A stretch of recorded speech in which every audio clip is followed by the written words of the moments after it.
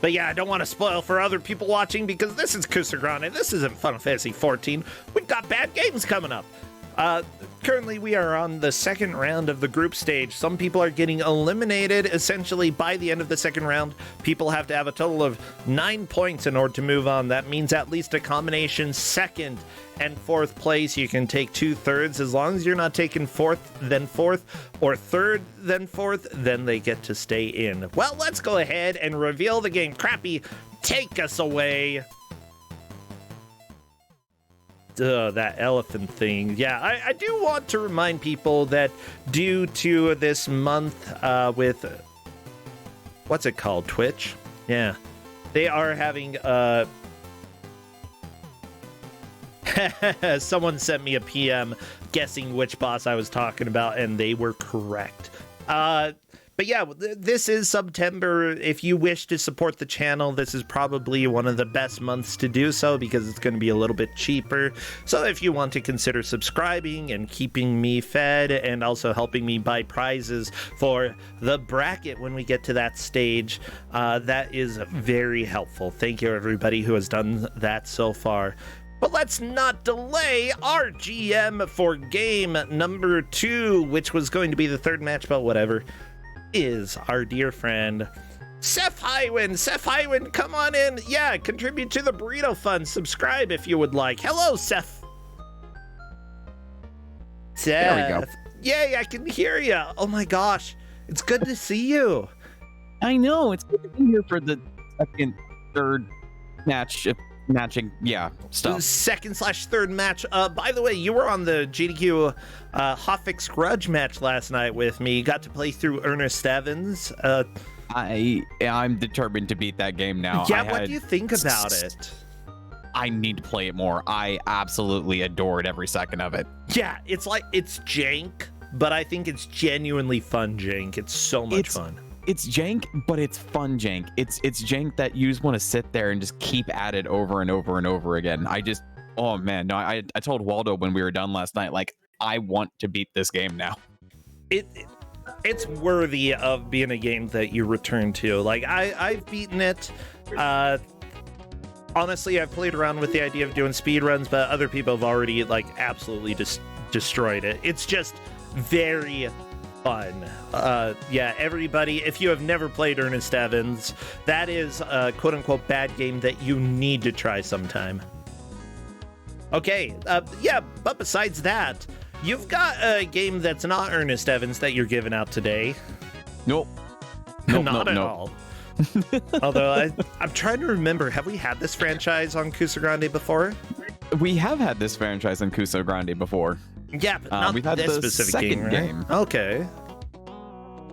So yeah, we get to go to the Lost Lands as we play with our good friend and buddy Turok in the oddly weird Game Boy Color port of Turok Rage Wars, which on consoles was an arena shooter, but in this case it's now more of a storyline side-scroller.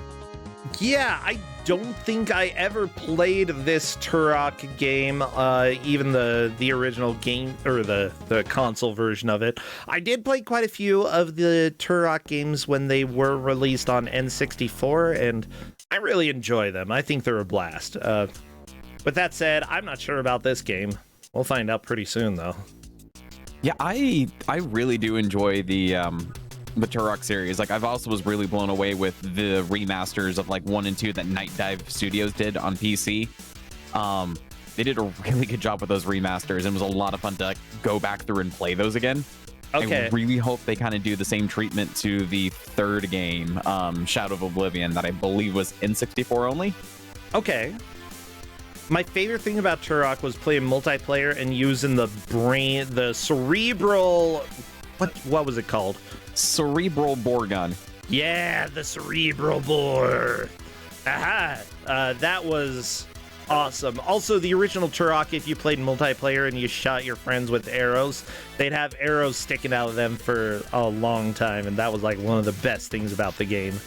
It was so much fun to do. Oh my gosh. Yeah, having arrows sticking out of you. Like, not only that, like for N64 era, that was basically unheard of. You didn't have persistent effects from people being shot, you know? Yeah. Yeah, I love like what Turok did for video games. It was amazing. With that said, you know, it kind of had some interesting ideas that lived and died. I remember like one of the Turok games being fantastic, but also a little bit like non-linear from what I remember. Was that Turok?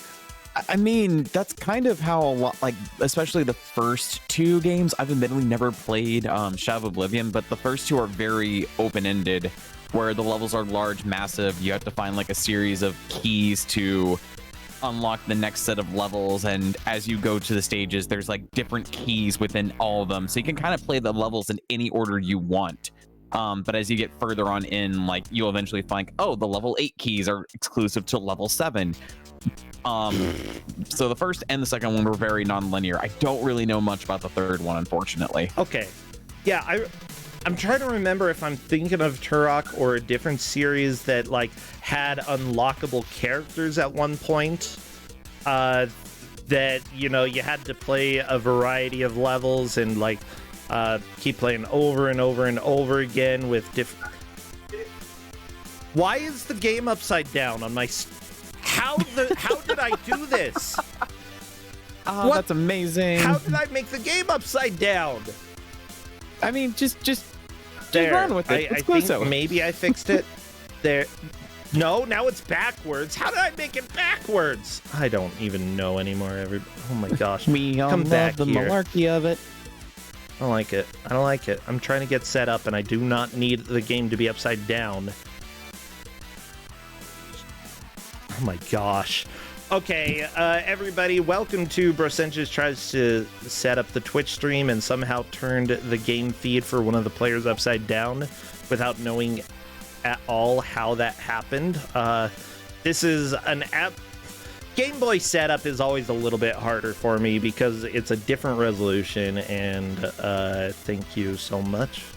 It's a different resolution. It just doesn't seem to want to play well for like the multi-capture-ness of it. Yeah, but it's fine. Are all of the players streaming? I don't see our second player streaming right now.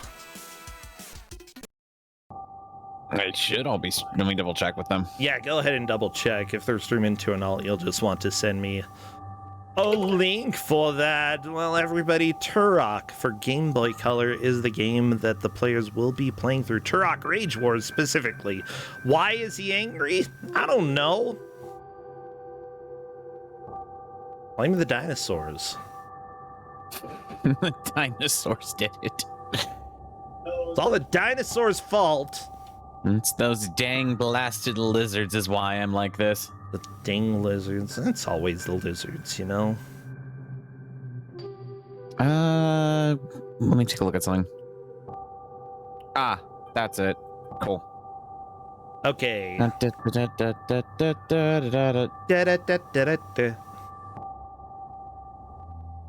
know? Let me send you something because I don't know if you're using... Oh no, don't do that. Come on, Discord. It's okay. It's okay. You don't know if I'm using what? Vonnie provided an alternate account for their Twitchness. Gotcha. You know what? I'm just gonna pull these out of that folder because the folder is really messing everything up. Okay. Because I put video game feeds in a folder for me doing the capture, that's why one of the game feeds turned upside down. I don't know if anybody else has any idea why, but that is the explanation that I have. And honestly, I'm not going to explain anymore because I don't feel like it.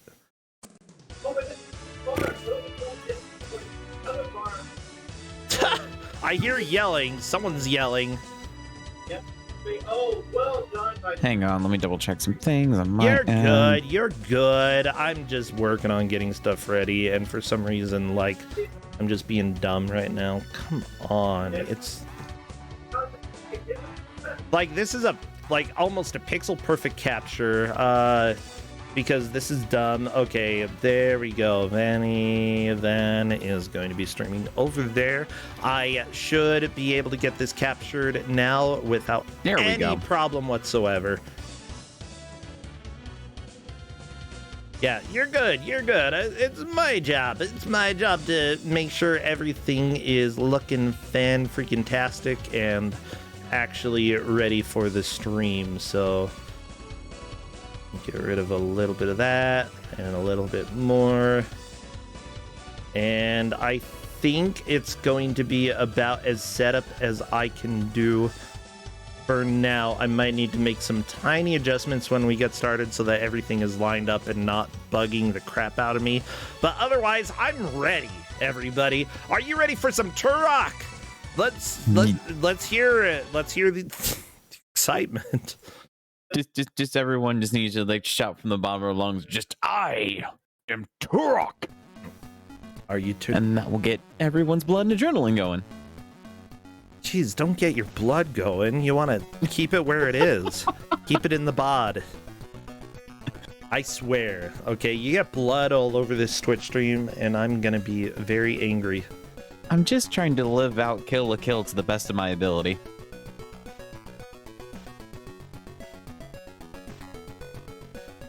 Okay, I have let the players know that I am ready to begin this match. Uh-oh, people have pointed out that this is the Simpsons font. It is. Oh my gosh. I hate that they were able to like recognize it that quickly, but yeah, that is the Simpsons font. I didn't recognize that. Oh, that's beautiful. Oh no. I can't unsee it. Well, I have a feeling we're going to have a discussion about this in a little bit. More unlikely. Oh, somebody has played too many Simpsons video games. It could also be a Tintin. It kind of does look Tintin-esque, I gotta be honest. It's okay, everybody. The prediction is up in chat, by the way. Who is going to win? Jumi, Vanny, Triskor, or Meta Knight? These are all strong players. I'm really excited. Me too. They're not responding to me, though. I asked if they're ready, and I got, like, Triskor saying, stop being mad. That's all I got. That's literally the only response I got. Stop being mad. I'm gonna be mad if you're not ready to play this game. Ooh, I've got a pot pie here. I forgot. Justin brought me a pot pie, but I was doing setup, so I forgot. Ooh, what type of pot pie? The pot kind. No, it's like chicken or turkey or something. One of those. Okay, all the players are ready. Everybody, get all of your best dinosaur/rage emotes out and spam those because we are getting started. And Zawaldo, thank you for resubscribing. That is your friend who you battled in Ernest Evans. I'm so glad that Zawaldo is here. Let's do the countdown. Get rage. Get angry, everybody. Yell a bunch or something. Yell at your mom. Okay, let's not yell at parents just in case that might go south, but like, you know, yell at the wall or something. No, they might need a good yellings or two, you know? I don't know. I don't know much about your mom, everybody. This is in before just Twitter blows up like, bro told me to yell at my parents and then I got grounded for like 3 weeks. I mean, I didn't say you're going to be free from consequences. I just told you yell at your parents. True. If you listen to everything that you hear on the internet, it's your own dang fault. Just remember, folks, we are endorsing the yelling. You're responsible for your own stuff. No, I'm not endorsing it. I'm just telling you. Just telling you to yell, and that it's your fault if you listen to me. All of you, if you listened to me telling you to yell, you know what? out of all the things I could try to get people in Twitch chat to do, yelling at their parents is probably one of the less harmful things. So, there we go. We've got Turok right now fighting dinosaurs, and this looks special. It's a thing. The one thing I can definitely say about this game is it actually surprisingly controls very well. Okay, it controls. That's hopeful. Is it very hopeful? I don't know, but it's definitely something that you said it does. I'm gonna try to get a little bit more captured on Triscor's screen, so don't be surprised if you see it all just bouncing around everybody. I'm working on it. I'm getting the look right. There we go.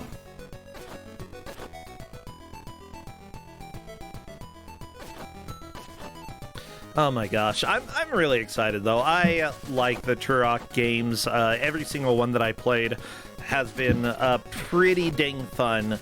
I'm not completely sure why the series died out, but at the same time, you don't have to have a series that goes on forever, you know. I know that they tried to bring it back under like one of the Disney banner game studios back in like 2006 on the PS3 and 360. But it just wasn't Turok. It was your run-of-the-mill Gears of War-esque style sci-fi game that just kind of took everything that people loved and knew about Turok and just threw it out of a window.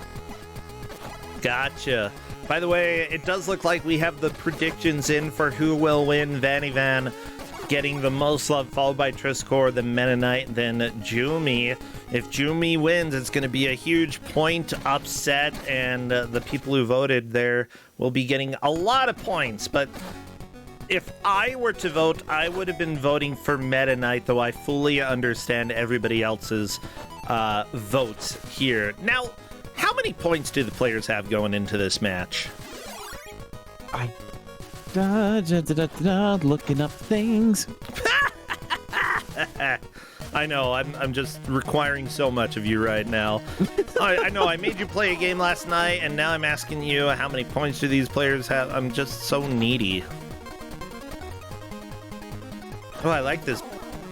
I was gonna say bonus level music, but it's more auto-scroller where you get smushed. From what chat is saying, they all took first place during their first match, so these are players. Nobody is getting eliminated here. Yeah, these are all 10-pointers. Yeah, I thought that was going to be the case, that all of the players here would have 10 points, because they're all good. Like, these are all names that, like, if you know any people in the blind racing communities, these names show up over and over and over again, because holy crap. Yeah. This is going to be an all-star match, and I have no idea how far they're going to get. So question, people are like, this game actually looks kind of good. What is up? What's going to happen? The main thing with this game is it has a lot of these auto-scrolling levels that, if you can kind of tell, it throws you back and forth a lot where it's not consistent on which way they want you to go, which in later stages, it's almost kind of like the machine stage from Echo the Dolphin, where if you accidentally go down a wrong way, you're just going to be crushed to death and have to continue from where you left off. Ah, yeah. How many continues are there? Oh, 0. Okay. And you do have a life counter at the bottom left. That's okay. So yeah, that's a little difficult. Yeah, so if you game over, you go back to the title screen. Okay, I'm not opposed to that. That's a little brutal, but yeah, the players are going to have to figure out, you know, risk and reward. Where do I want to try to rush? Where is it fine to go a little bit slower?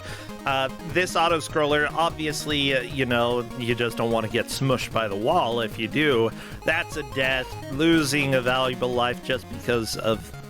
not because of fighting at all, you know? You want your deaths to matter. Or your lives to matter, or whatever. Yeah, so especially this, like, the first stage, it's not that bad, but as they get later on, it just starts throwing everything at you at once. So it starts off pretty tame, but as the later levels come on, they throw everything in the kitchen sink at you. Yeah. By the way, the audio that you hear here Here. Uh. It's so good because this is the same person who made a lot of epic tunes on the Game Boy Color, including the tunes for the various Tintin games, Smurfs, let's see, some of the Oddfent music, North and South. If I'm not mistaken, did they do Smurfs Nightmare? Because that had like one of the most epic soundtracks for the Game Boy. But yeah, like, it's Alberto Jose Gonzalez Pedraza, and if you haven't heard the Tintin Game Boy music, it's some of the best. I love it. But yeah, as Chad is pointing out, it is by Bit Managers SL. They made the various Tintin games. They made Smurfs Nightmare. They made some of the Looney Tunes games that we've seen here. Like, honestly, a lot of their games are very hit and miss, but I think that the conversions they did for Game Boy usually ended up being pretty good. But that said, this is going to be difficult. Oh, they made Inspector Gadget Racing. That's the most important entry that I forgot to mention. Yeah.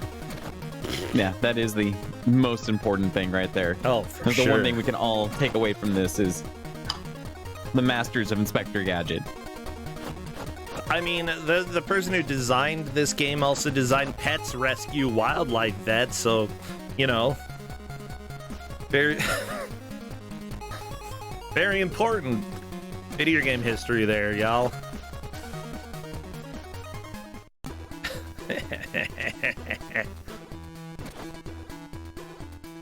Okay, so level 3, after the auto-scroller, they're moving on to a raft stage, which is more of an auto-scroller. Yeah, it's more like a cart stage than anything else, you know. Stay on the cart as much as you can, don't fall in the water, Triscor. Yeah, it's almost like an escort mission, because, yeah, if you end up, you know, falling in the water, that's it. Turok is not able to swim at all. You know, for some unknown reason. He's not known for his swimming ability. Actually, I think you can swim in the games. Oh, yeah, there were several stages in, like, the first 2 Turok games, which was nothing but, like, underwater swimming and navigating, like, underwater ruins and stuff. Yeah, I'm Actually, willing to like, say some, this is not accurate, yeah.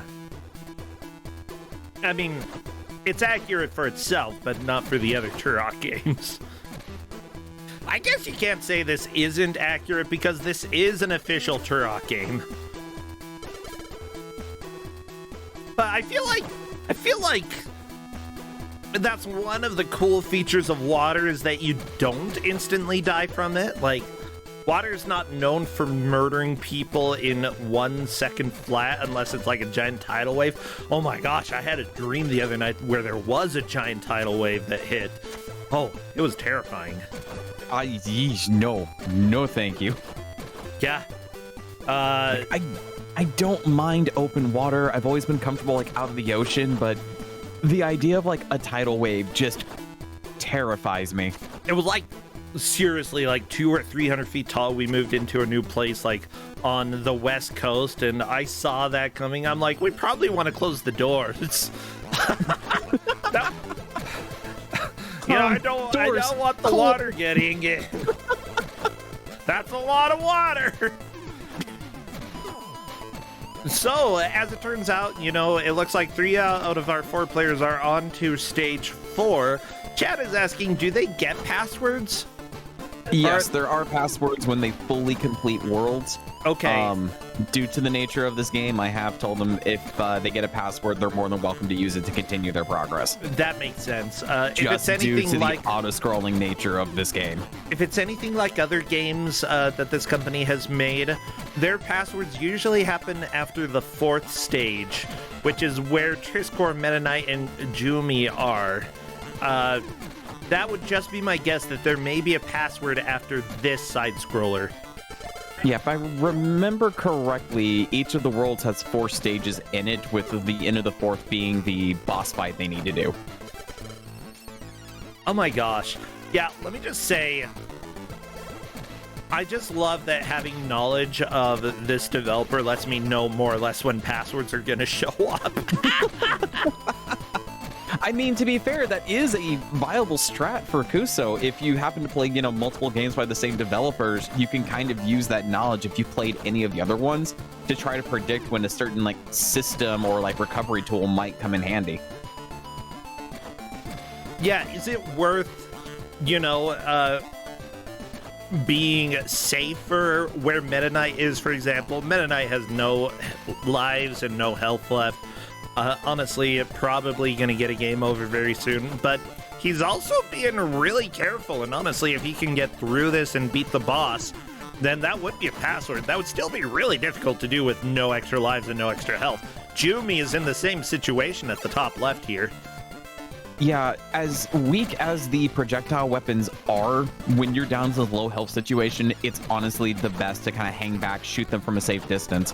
Because the game is generous with with ammo in terms of like your guns and your bow and arrow. But if you want the most damage done just to like get through enemies quicker, then your knife is going to do the most damage. While a knife can take out an enemy in one hit, your guns and bows will do it in between 2 and 3. Yeah, these enemies are taking like 8 hits at least from the gun. You know, it takes a while, but honestly, that might be better than getting a game over, and because you don't have a timer in this game, that's fine. Yeah, another thing about this company is that most of the time, while they did the console versions of the games that they put out often did have timers, the Game Boy ports that this company specialized in usually didn't have timers. And so you could take your time beating the levels. Darkman, yes, it is worth upgrading weapons. When you upgrade your weapons, it does increase their firepower, which will allow our guys to eliminate the enemies quicker than the standard ammunition. Okay, how do you upgrade weapons? There's a special toolkit pickup you can find in the stages, No! And then you can go to the equipment menu, and you can then determine right then and there if you want to apply it to one of the weapons you have. Well, Meta Knight has died. Unfortunately, is not able to get back in where he was, and he will be going back to the beginning of the game. Not a huge setback this early on, you know, we're only 13 minutes in. Vanny also had a game over. Honestly, Triscor, if Triscor isn't able to kill the boss right here, Triscor will have to go back, and Jumi is like right on the edge as well. It's just one mistake for Jumi, and it's back to the beginning of the game. But we're at the boss. So right now, Triscor appears to be in the lead, Jumi in second, Meta Knight in third, and Vanny in fourth. The places are likely to change quite a bit, though.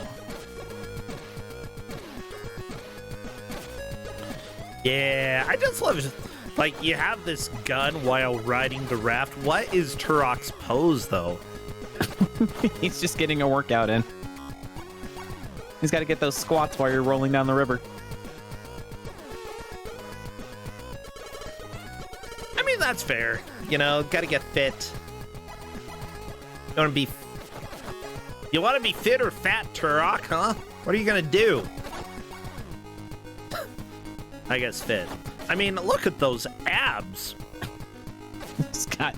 He's got the six-pack to pull it out. He doesn't need a shirt. He can show everything off to everyone who wants it. I didn't even know you could draw 6 abs, like, when it came to Game Boy Color. That's very detailed.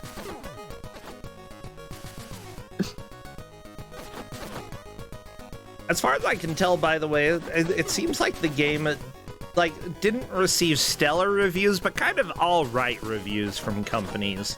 Like, not as groundbreaking as the Game Boy, or not the Game Boy, the N64 game was, you know, since it's a standard platformer, but at the same time, fairly fun. You think that the main difficulty that comes from this game, or the main struggle, the main thing that put it in Kusog7ande is the level of difficulty.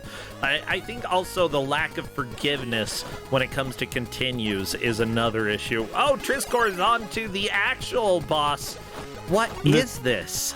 It honestly reminds me of the ooze on the Sega Genesis. Ugh. Yeah, you're kind of right. Is this a boss in like the original Turok Rage Wars? No, so the original Rage Wars is strictly just an arena shooter like Quake 3. The company behind this one actually took the time to write their own story, Okay. as well as put their own like boss characters and things into it to try to like wrap it into the overall like Turok universe. Gotcha.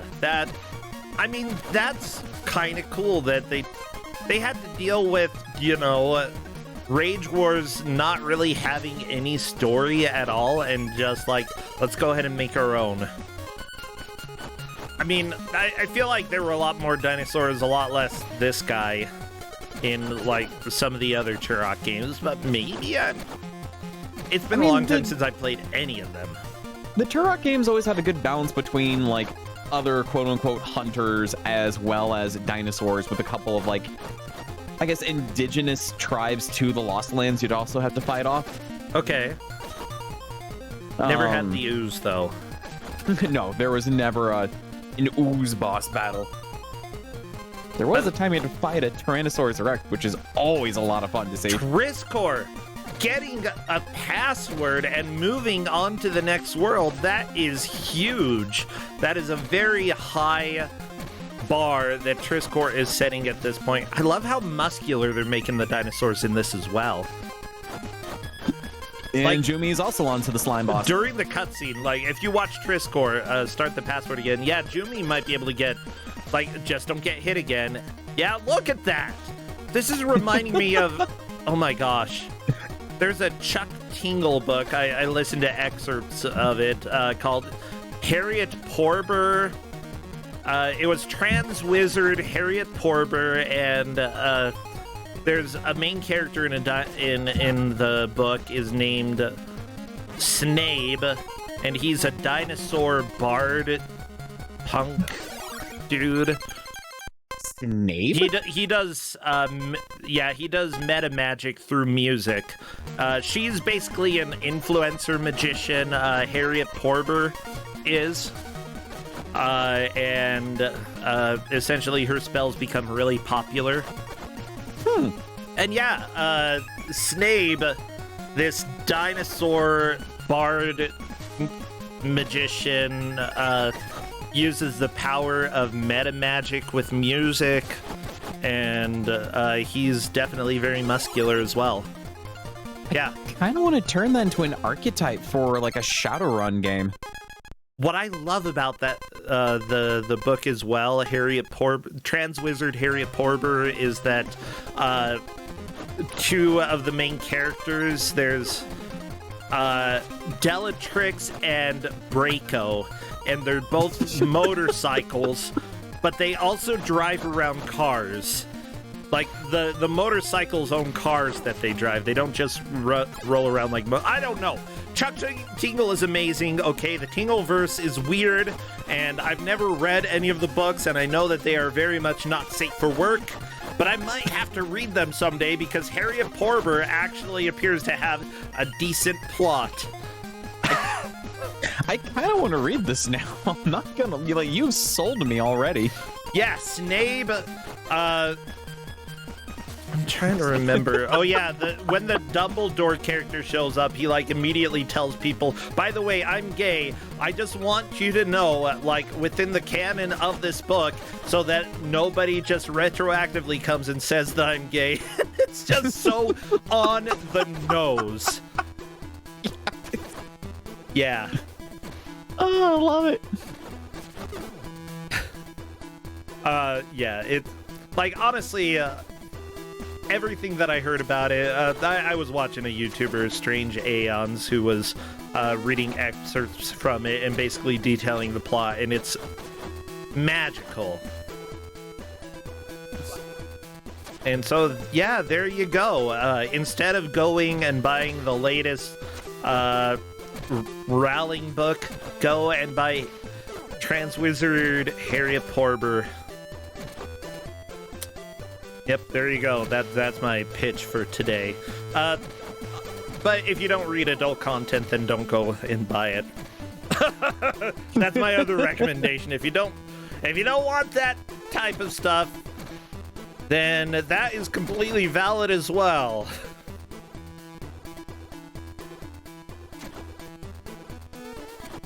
So you can definitely see with Triz Corp right now, like the second world has opened up infinitely more than the first one. While the first one was a lot of like straight-based corridors, the second world has like a lot of these like open world areas in it where you need to kind of like fully explore to find the exit of the stage. It's a little... I don't really like I mean, okay, the original Turok game sort of did have a bit of an open world style where you had to do exploration in order to find where to go next. It was a little bit more linear in some ways, but at the same time, I don't know. I don't think it's as interesting as the other levels that we've had so far, you know? This company did fine with, like, the levels that were strictly, you know, move left or right or move up or down. At making it so that you can do both, it just gets a little bit confusing, you know? Stick to what you're good at. I guess it's fine to branch out a little bit. It just seems pretty confusing. Yeah, unfortunately, like the game doesn't like give you a map of any sort to help you navigate it. Because as bad as the Army Men games on the Game Boy were, they at least gave you some kind of map to help you out. Yeah, that's not saying much, but well, I mean, Triscor was able to get his way through it. I think also sort of understanding that games usually have some sort of logical flow in order to get through levels can help. Honestly, you know, knowing that this game started you at the left side of the stage, it's a decent assumption to think, you know, at the end of the day, I'm going to have to go all the way to the right and there will be an exit somewhere over there. Decent way to think. You know, I'm somebody who is really good at second guessing myself and my instincts, and usually if I do it wrong. Gut instinct is often a good way to go. Honestly, same. Like, anytime I should have gone with my gut instinct, even if it's on the right course, I'll sit there going, man, I don't think so. Let's do the other thing, and always just ends up worse than my original instinct was going to lead me to. The bad thing is that, like, especially when it comes to following directions, I've been playing a lot of Final Fantasy XIV lately, Seth. If you haven't known. And the thing is, I've started doing a lot of tanking in the game, and when you're doing dungeons with the party, usually the person who's the tank is the one who leads everybody else through the stage. It's just sort of like the assumed role. I'm bad with directions, okay? Honestly, same. I've never been comfortable being tank in 14, even though I'm leveling up a gunbreaker. I only really tank with my friends, so that way if I accidentally go down the wrong path, they're like, no, Seth, this way. It's like, all right, thanks, guys. Yeah, well, like, every once in a while I'll start going the wrong way and I see that everybody went a different direction, so I'll go and catch up, and then, like, while I'm fighting, I message them saying, sorry, I'm bad at directions. And they're usually just like, no problem. Dungeons are a straight line. Okay, Escorian, while you may be right, after you kill a boss, there are two exits. One is where you came from, and the other one is the other way. And you know what happens? I sometimes forget which is which. Or if you get to a room, and then there are two exits after fighting a whole bunch of enemies, it's like, where did I come from? Where did I go? Several dungeons that have that. Like, I know recently for like the Vault is a good example that has like branching pathways of like mainly having some good chests at the end of it, but if you just get turned around after fighting all of the enemies, which I will not spoil who you fight, you can get turned around in that one. Oh my gosh, one of the worst things playing, I think it was yesterday or the day before, I've been playing a lot with my sister, and we entered a raid with 24 people. It was my first time. I was a tank, and let's just say I died a whole bunch because I had no idea what was going on. And as soon as we finished like the first fight and started moving to the second one, somebody start messaging the entire 24-person group. Geez, it would be nice if I didn't have to tank as a dancer. I'm like, oh no, they're specifically from my group of 8 people, and I'm the tank. And, you know, it would be, you know, if people sign up to be tanks, they should do their job, because that's what they signed up for. And I'm like, I'm trying. I just died a lot. I'm sorry that I died a lot. And like everybody was like, take a chill pill, man. And he's like, I am chill. Just take doing their job. Yeah, that's probably like a dancer that just got like the Void Arc series on their roulettes. They're probably in the middle of like PFing the recent content, and they're as probably a matter the of fact, same. yes, it was a Void Arc. Raid, how did you know? Good job. And yeah, let me just say that like I started threatening to just turn off my passive to draw aggro away from him. And I totally would have if he kept going on. I would have just like died on purpose and like done nothing. So I'm going to share you the secret of passive aggressive tankness, and Waldo taught me this. If there is a character that is just going on and on about how either better they are, or if they're just like being a complete annoyance to the entire party, don't be afraid to drop a tank buster on them to shut them up. And if you have like a co-healer with you, we usually won't res them until they kind of realize the error of their ways, or they just leave the party and we get somebody better. Never I be love afraid that. to drop So a as tank soon as buster you on get someone. targeted with a big attack, you just go stand next to them. Oh, absolutely. I love it. Like the group Waldo and I play with, if we're just joking around, we have a really fun game of see how long it takes for either like Waldo or our friend Vargas to either like drop a tank buster or any type of like shared AoE and just like wipe the party with like our personal group just for funsies sometimes. I think that's hilarious. Yeah, if you're If playing we have with like friends, a bad it's group, yeah, no, I've sat there as a healer, and we had another sage with me that was just not really being the best of hurt people.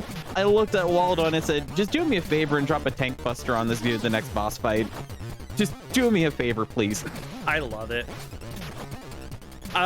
Yeah, there was one time that I'm trying to remember. We had a tank who was being a jerk, and like because we had no idea, we'd never done this boss fight before, and we had a party wipe, and he's like, "Well, for all of you like idiots there," you know, started explaining everything, and I'm like, dude, chill, you know, we're learning how to do this. And he was just so condescending that, like, as soon as I got back to the room, I didn't wait for him. I just ran in and died immediately. And then, you know, other people wandered in slowly. I'm like, I can keep dying all day. I don't mind.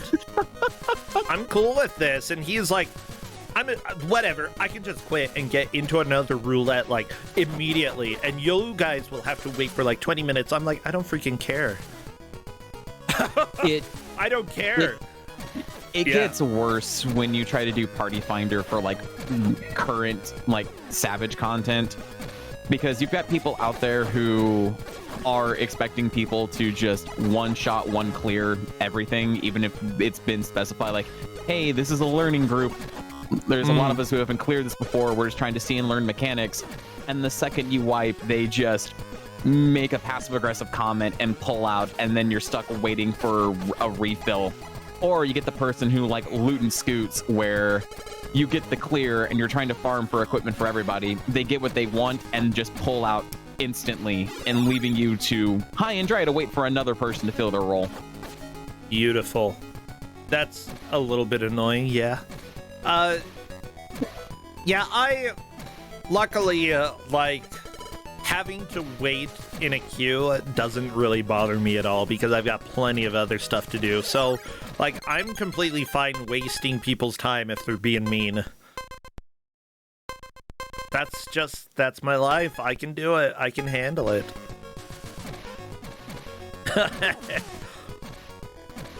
then again, you know, what do we do here? We're here, you know, 30 minutes into Turok 2. We're here making players suffer.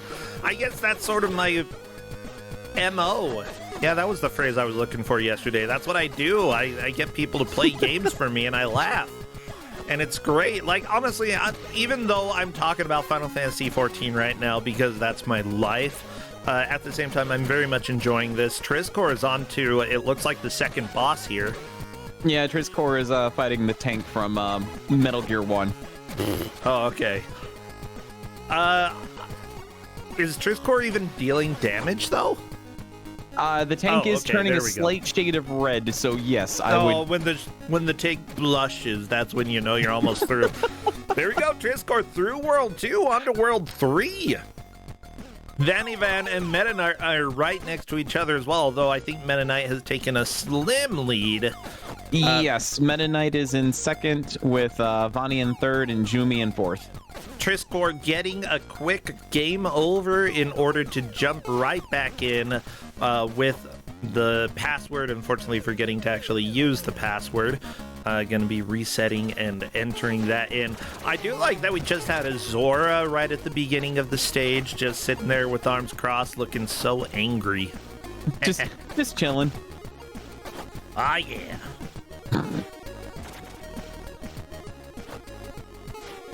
Bam, bam, bam, bam, bam, bam, bam, bam. Everybody. Oh. Good music can do a lot to make a less than enjoyable game enjoyable. And I think this game, you know, I would still probably be fine with this game overall, playing it like back near when it released. It's not the worst game we've had on Kusog7ande by far.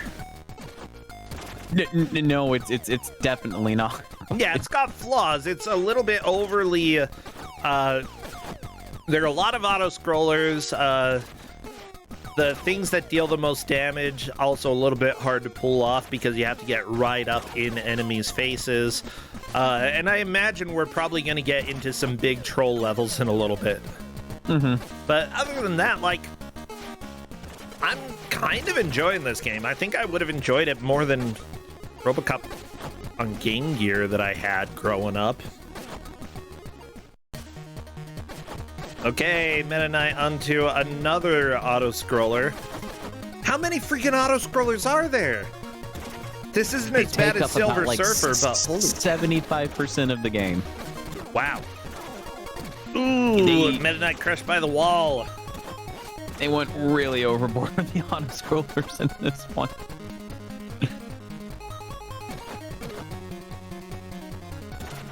Auto-scrollers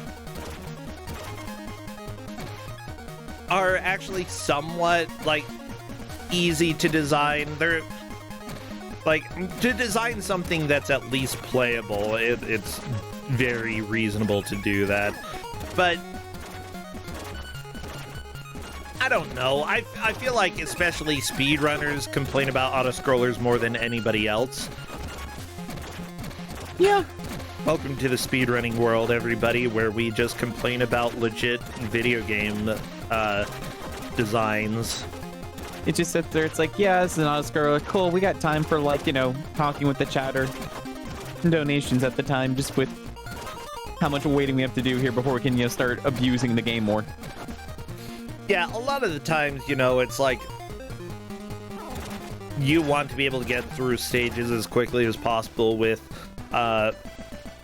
any sort of platformer, and an auto-scroller sort of throws a little bit of a wrench into that flow because they can essentially you can't speed them up, but if you mess up you die, and so people just hate them. But at the same time, like, looking at this game, you can speed up the auto-scroller by getting close to the edge of the screen.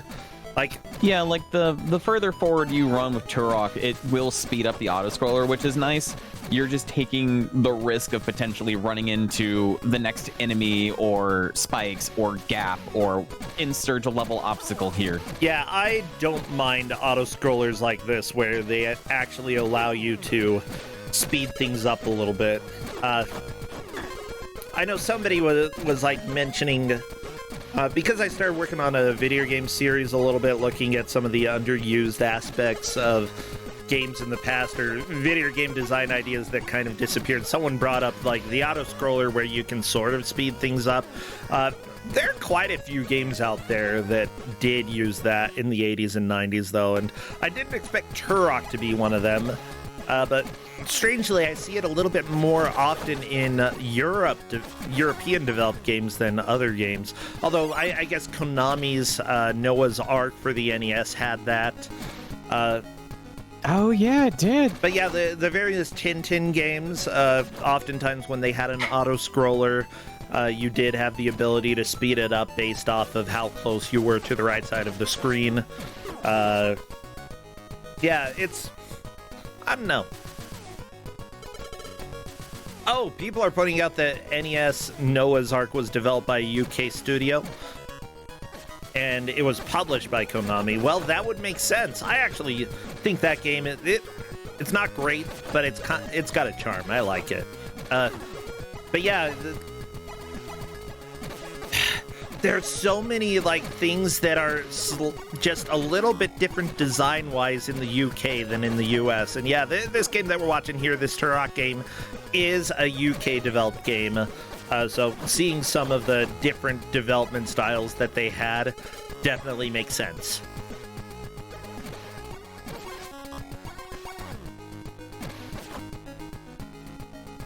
I keep forgetting that part of the desert level has like the random like jaws of desert just open wide up to try to swallow Turok whole. I love it. It's like it's literally like a Sarlacc pit from Star Wars. Yeah, it's just, well, yeah. How many deserts have mouths? I don't think that's a very... Well, I mean, this is prehistoric era. How many prehistoric deserts had mouths? Okay, I'm going to say none. That's just not how the desert works. I grew up in a desert. Never once had to worry about stepping in a mouth. Never had to worry about quicksand. I mean, I guess I did play in some quicksand one time, but that was like the one place that had a river going through it. Mm-hmm. That quicksand is fun, and that's why they try to teach you to be afraid of it, because it's actually a whole lot of fun to play with.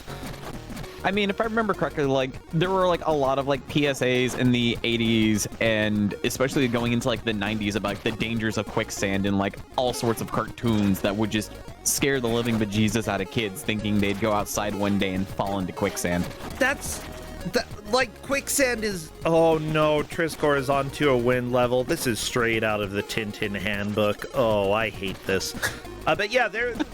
Like, if you ever did stumble across quicksand or quick mud, whatever sort of variation you had, the reason they really try to get kids to be afraid of it is because it's a heck of a lot of fun.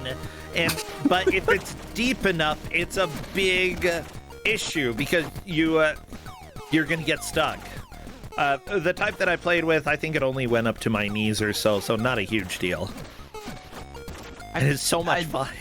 I've never encountered quicksand because then again, I've always been in... the only time I really did anything out in the desert was when I lived in California. We spent a weekend driving out into one of the deserts between LA and Vegas to go camping under the stars. Mm-hmm. But never really dealt with quicksand, like at all. Yeah, the biggest like way to... Like, the most common, at least that I've stumbled across, is usually if it's, like, in a little bit of shallow water, you'll step on the sand and sort of sink a little bit, and if you just sort of wiggle your feet, you sink deeper and deeper into it, and it feels really...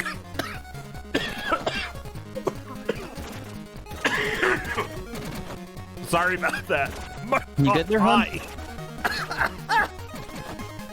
Yeah, I'll be good. It's my pot pie. It tried to kill me. See, this is where we go and start talking the dangers of like pot pies. Just remember, yeah, everything is always waiting in the shadows to do you in. Oh my gosh, that just makes me think of the pie in the quicksand. I don't know which one would kill me first.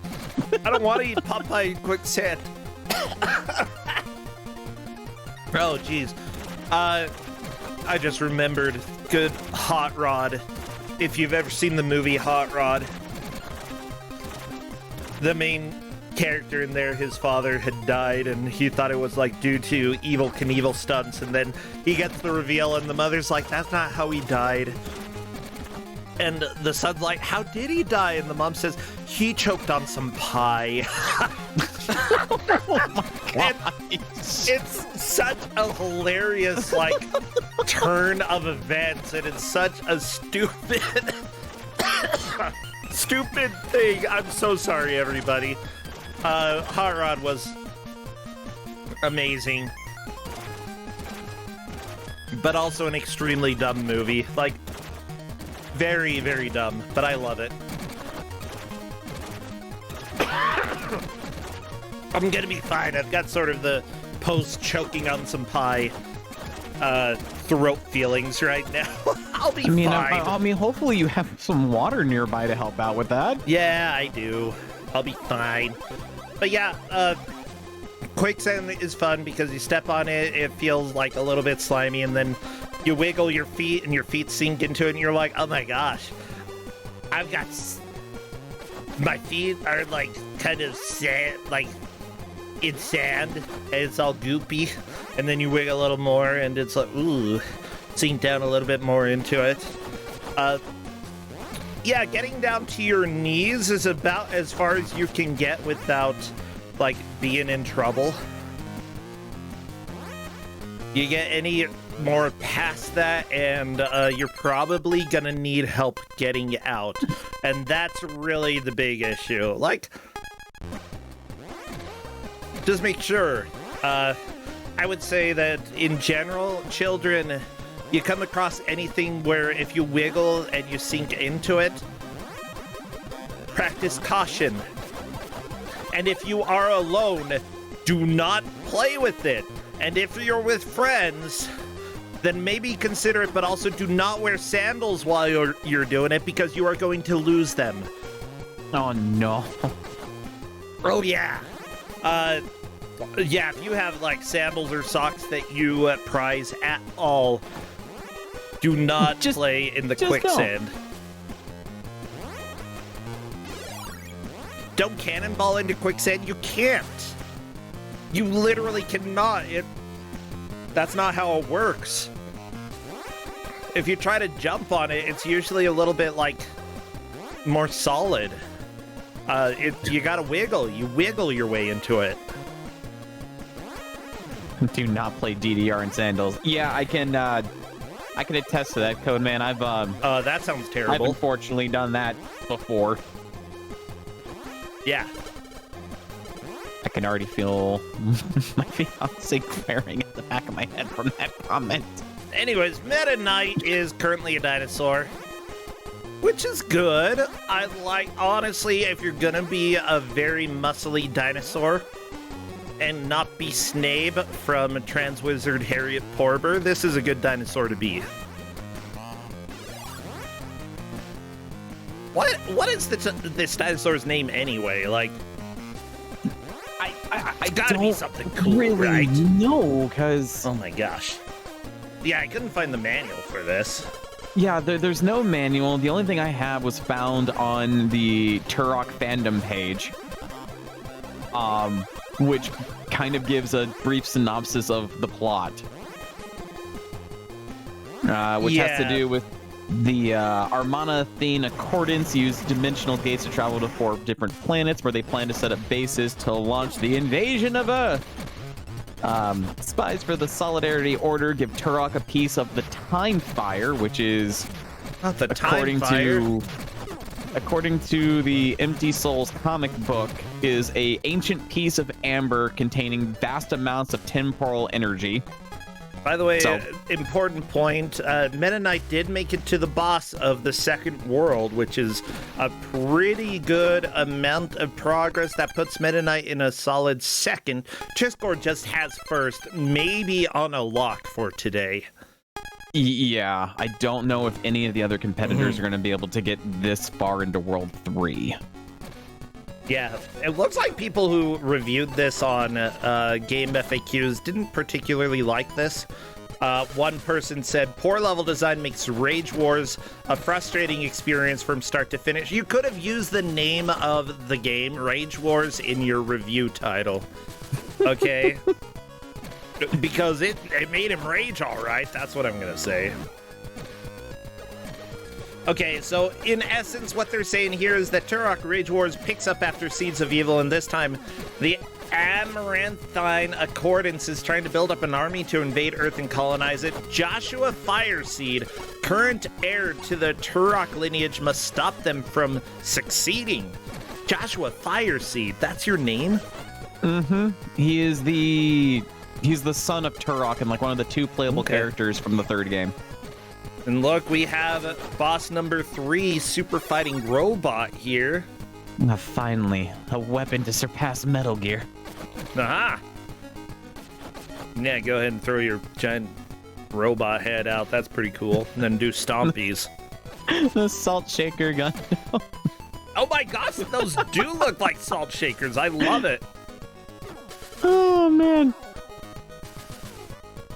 Yeah, I also love the names of the various planets that Turok goes to, because they're named solely for their identifying features. The first one is just known as the Green Planet, due to the jungles. The Desert Planet. Okay.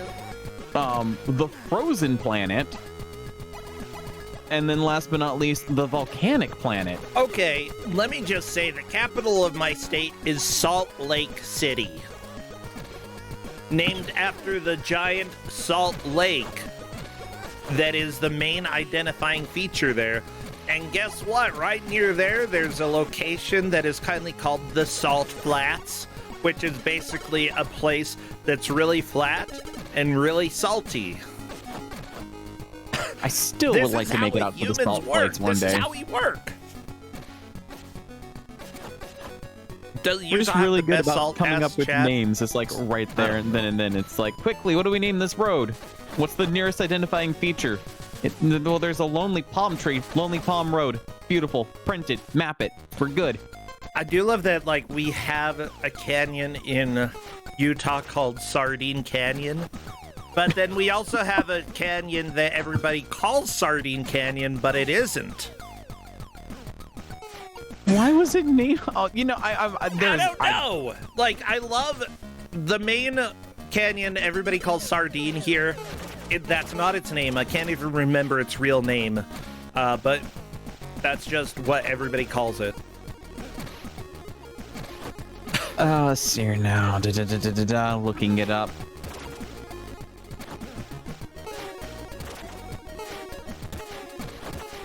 Oh, that can't be it. Some locals believe that Sardine Canyon came from travelers eating packaged sardines on the way into the Cache Valley. The packaging was left on the side of the road, marking the path for Cache Valley. They left the packaging on the side of the road, marking the path for others. Is at least what the urban legend goes by.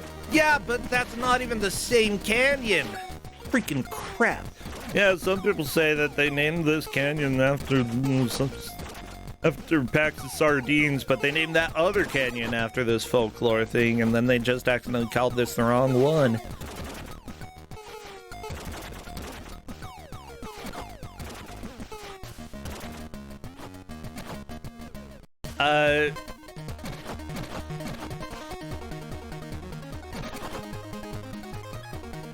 I don't even remember. Okay, apparently the real name for the canyon is supposed to be, I don't know. Okay, blah, blah, blah. How long does your article have to be? They've always known it as Sardine Canyon. They call it Sardine. Yeah, what's the actual name? Come on. Okay. First part is called Box Elder Canyon, and then Dry Canyon, and then eventually, and then it goes through Wellsville Canyon. So there are 3 different canyons that you drive through. And branching off of that is the actual Sardine Canyon. So they just took this fourth canyon that you don't even go through and named the whole stretch after that. So there you go. Utah, just fine. That stretch also has a great city that looks like the name is spelled Mantua, M-A-N-T-U-A, but it's pronounced Manaway. Nobody knows how to name or spell anything here in Utah, I swear. I'm starting to kind of see that.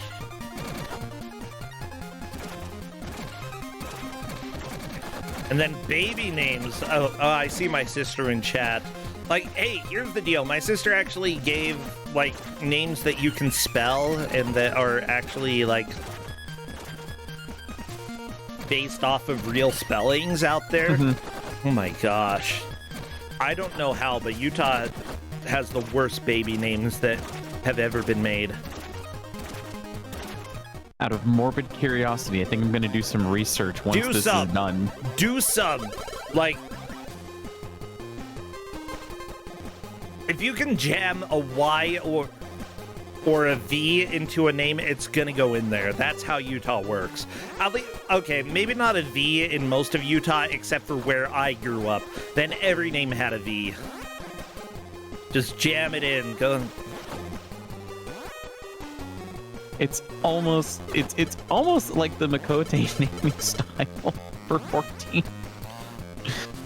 Or you just shove random apostrophes into it, just call it quits and make it a day.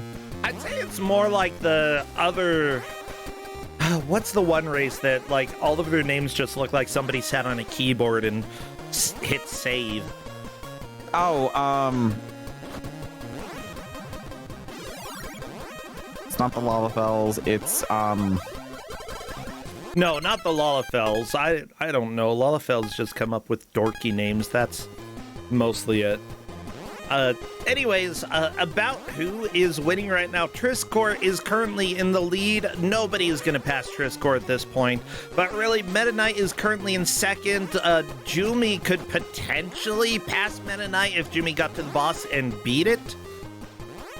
But at the same time, Meta Knight has 3 extra lives. Jumi has 0. Triscore has just been like the solid player of the match. Just really rocking this game. I'm not sure if Triscore has been like a little bit more conservative with lives or just making sure things die from a distance. But yeah, he's gotten into the hang of doing the dance and dodging enemy projectiles, especially like in this area here. I will say this, Triscorp actually has a solid chance of beating this game. Really?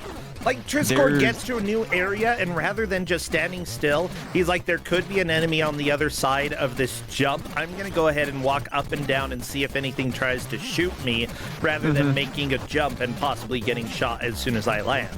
It's a very, very good strategy. It takes an experienced player to really get the hang of this, like, the BS that comes from a lot of games like this that you just cannot see what potentially will kill you. And there we go. Meta Knight, I believe, is through the boss into the third world. Meta Knight has a very solid grasp on second place. Now, everybody, nobody's getting eliminated from this match. In fact, because they have 10 points, everybody is very safe. However, taking first or second will really solidify your chance to make it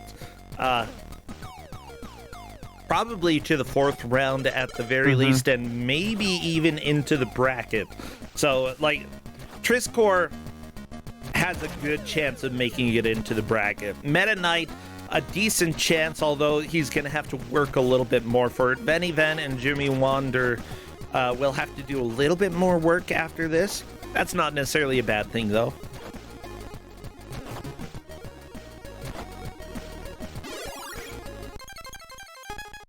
You know, you win some, you lose some. And going into this round, you know, they knew I took first place during my first match. I'm going up against other people who took first place. There's a very good chance that these players are better than me. At least I would be thinking that. Oh man, Triscore is on the platforming auto-scroller stage. That's the one that's quite literally the floor is lava. Yeah. Does it insta-kill you or just deal damage over time? It insta-kills you, if I remember correctly. Well, this is a fair and well-balanced video game. Okay, there we go. Triskor on to his final life. There is the health over on the left, but you don't need it because you got a full health refill due to dying. Don't you love it? You died so hard, you got all your health back. Hey, at least Turok actually has invincibility frames, unlike the Bugs Bunny game I gave out last time. Oh, yeah. Yeah, the annoying thing is that not only do you have platforming, but you have enemies standing on the platforms that it's relatively difficult to shoot them until you're standing on the platform with them. Mm-hmm. Oh my gosh, what a nightmare. Yeah, and Chad is very correct that, you know, sometimes games will click with certain people and sometimes they won't. And there's really no shame, you know, if you get one game that works for you and one game that doesn't, that's just life. It's life. Ooh, a Meta Knight dying to a stabby lizard.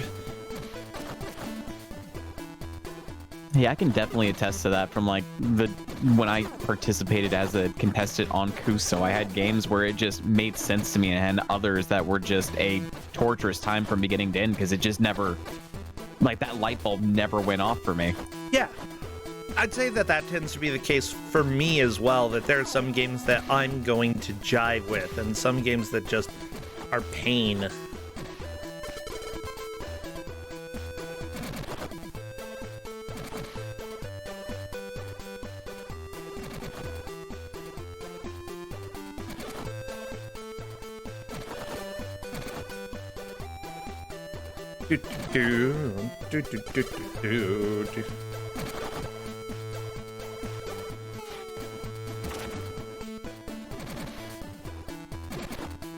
Yeah, I want to see if Jumi or Vani might possibly be able to make a break and try to get to the boss of this world. I don't know if they're going to be able to with the time they've got left, especially with the auto-scrollers they need to deal with. Okay, Meta Knight is on to the beautiful snow wind stage. Because what do you love? Platforming over instant death pits? Game over. This really just brings back like Donkey Kong Country 2 vibes for me. This is rude. It's beautiful. I love it. Yeah, Donkey Kong Country 2, at least, like, you had a decent life system and a decent save system. And, you know, if you lost enough lives, you could go and grind some out somewhere else. But no, this, it's like, guess what? You got 3 to 4 lives going into the set of 4 levels. Good luck. Have fun.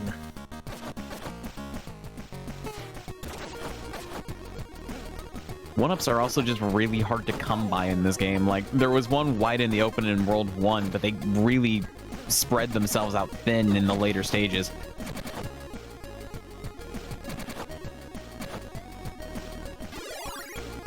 Jumi's back to being a lizard boy. Is there seriously nothing on here that mentions, like, why Turok just randomly transforms into a critter? I don't know.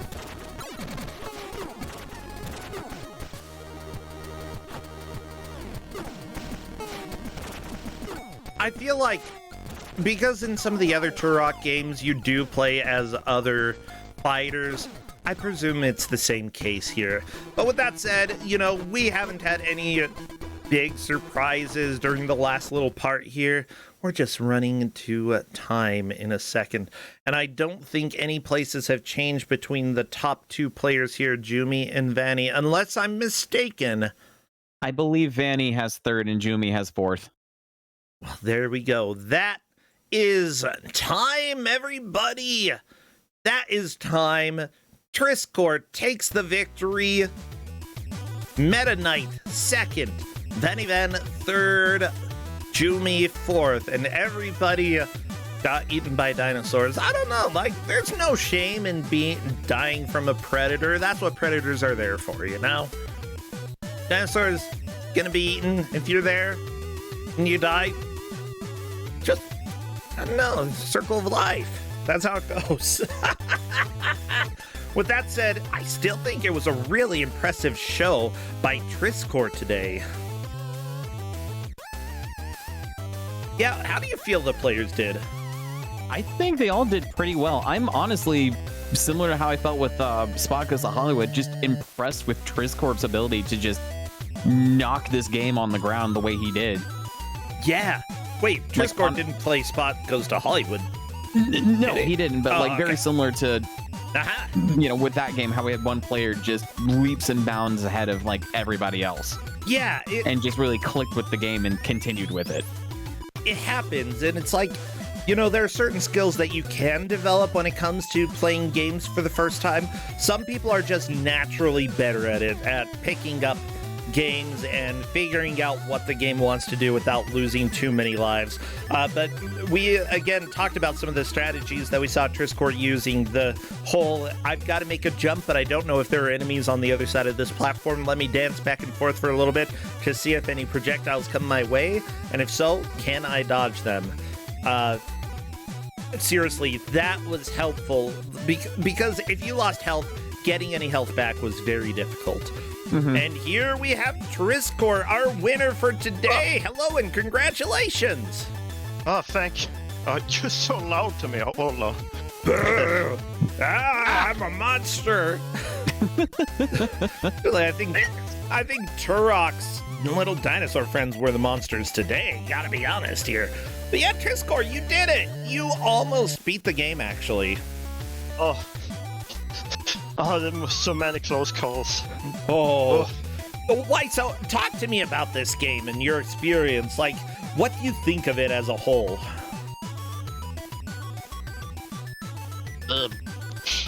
Like, is it a good, like, obviously the game has issues, but were you enjoying it? Did you have fun? Did you hate every minute of it? What do you think of it? It just feels like a classic, sort of like a licensed title at the time. Okay. Yeah, And definitely a licensed title. Honestly, my biggest comparison, and I don't know if this necessarily helped you at all, because I'm not 100% sure where you live, but this was developed by a European company and definitely had some of the hallmark traits of European video game development. Did you feel any of that?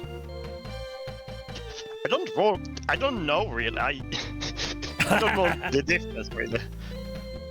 Well, yeah, that's okay. Like, some of the things that I noticed that I was really impressed with the way that you did was your ability to figure out how to avoid it taking too much damage. And I think that, like, considering that you got to the first boss and then the second boss and then I think even the third boss on a single set of lives without having to start that area over again, none of the other players really did that.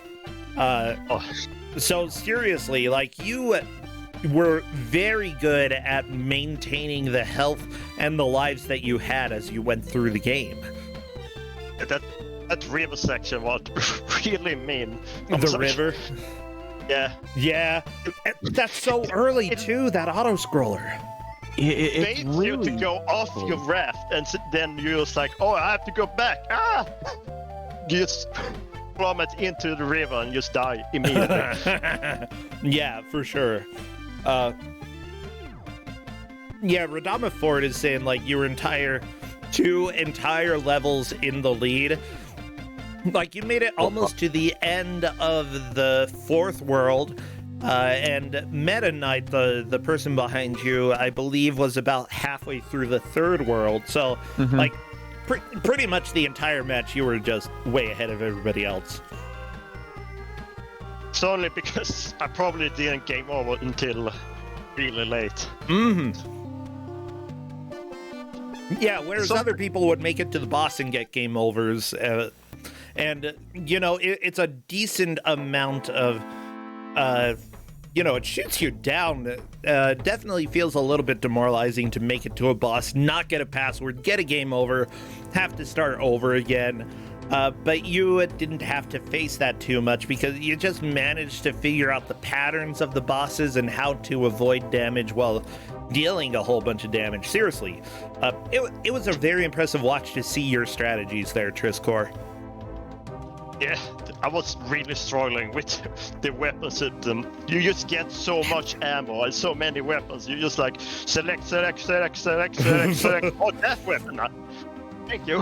I might as well use this one. Yeah. I mean, especially with like the weapon combinations that you're able to figure out the convoluted weapon combining system, which there is really no comprehensive guide out there as to like which weapons combine with what. So it's almost adventure gaming logic where you're just kind of combining everything and seeing what actually sticks and works. Wait, you can combine weapons? I tried that and it was like, no, you can't do that with that. Constantly, I was like, okay, I don't understand. I love that. Yeah. For the people who took third and fourth, which I believe was Vanivan and then Jumi Wander, both of you did very well as well. You know, you had a little bit more of a struggle with World 2. I think especially the level right before the boss there. It was very hard to get to that boss. I'm not sure why you turned into a dinosaur for a little while. Like, I was trying to find any sort of story for this game, but I just couldn't. Yeah, I think it's a stealth section, actually. It's a what now? Stealth? Stealth? Yeah. Because when I shot the first guy, it was just an alarm sounding the entire level. So I think you can do this entirely self, but you shoot once, you just have to shoot. Well, I just learned something new about this game. Okay, well, there you go, everybody. We talked about, like, trying to get through there. It turns out that was still possibly Turok's descendant who was sneaking through there. I can't remember what his name was, but it was some weird name, just sneaking through, dressed up as a dinosaur. So that's pretty cool. Well, Triscor, oh, yeah, go ahead. I just had the same weapons. I had the same ammo as the other guy did. Yeah, I think it had to be a disguise. That's why you had all the same weapons. And Radama Ford is saying you were sneaking in and blowing things up with a TNT bomb. Wow, that's okay. A TNT bomb as opposed to other bombs. Oh yeah, the main character's name is Joshua Fireseed. There you go. Fireseed? Fireseed, yeah. It's a good name. Well, Triscor, that was a lot of fun. I want to know, are you streaming anything else these days, or are you involved in any events coming up? I'm doing the RPG club. We're having Romancing Saga. See, you could have Unlimited Saga again, or instead. That would be pretty cool. Yeah. Or not. Really? I want to play that game someday, no matter how bad it is. Agreed. It's really confusing. I don't know where I'm going or where I can go. It's just my map is just open. I'm just like, do I go here? Do I go there? Yeah, that is fair. Well, okay, and where do you do that stream? Where does it happen? You should not watch it. It's boring. You're not even going to tell us? Fine. No! Fine. Apparently Triscor likes to be bored and just... Did he leave Discord? Oh my gosh! I can't believe it. That's hilarious. I love it. Okay, well, bye, fantastic. Triscor. That's hilarious. I love it. Oh, the sass! The levels of sass I've had to deal with today. I love it. Well, Seth Highwood, thank you so much. And again, I'm really glad that you came and joined the show last night over on GDQ's channel, the Hoffix Grudge match. It was a blast to have you as well as Waldo. Yeah, no, it was a lot of fun yesterday, and I had a lot of fun watching people play Turok today. So Oh yeah, well, good fantastic weekend for me. Yeah, I'll go ahead and let you go. Take care, Seth. Take care, everybody. Bye. Well, everybody, this is Kusog7ande. We're taking a little bit more time to get set up. I'm gonna run an ad. I actually need to get up and use the restroom, so I'll try to be back as soon as possible. But if it is a little bit of an extended break, then whatever. We've had some fun trying to get everything set up today.